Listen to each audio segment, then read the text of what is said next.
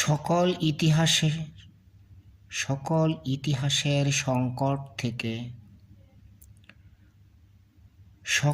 ইতিহাসের সংকট থেকে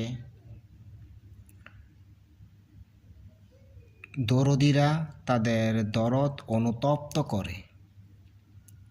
সকল ইতিহাসের সংকট থেকে দরদীরা তাদের দরদ অনুতপ্ত করে।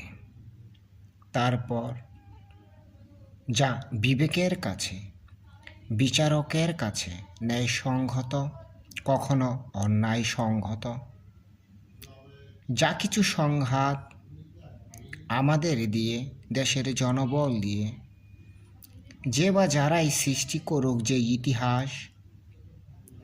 যে ইতিহাসের রচনা করুক বা রচনায় রচিত হোক,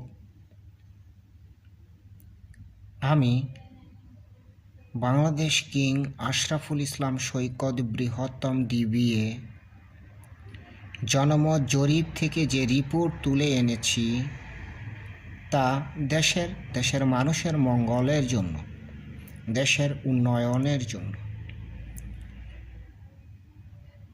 গুণী ও বুদ্ধিজীবী নিরক্ষতার সংঘাতে উভয়ে ন্যায়সঙ্গত, কিন্তু সংখ্যায় যদি বেশি হয় জনবল, সকল ইতিহাস সৃষ্টি করা সম্ভব, যা দেশের জন্য, দেশের মানুষের জন্য, দেশের উন্নয়নের জন্য।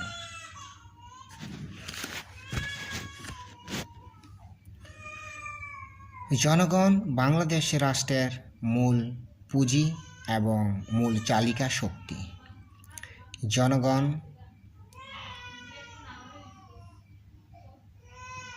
নির্ধারণ করে কাকে রাষ্ট্র ক্ষমতা প্রদান করবে, কাকে ভোট দেবে, দেশের উন্নয়ন কার ধারায় সম্ভব তা দেশের জনগণ নির্ধারণ করে। কিন্তু জনগণের পক্ষে সরকার কখনোই কাজ করে না। বাংলাদেশ রাষ্ট্রে যে মৌলিক চাহিদা মানুষের রাষ্ট্রীয় খরচে রাষ্ট্র বহন করবে দেশের জনগণের প্রতি, তা শুধু দেশের জনগণ শুনেছে, কিন্তু সুফল কখনো ভোগ করতে পারে নাই।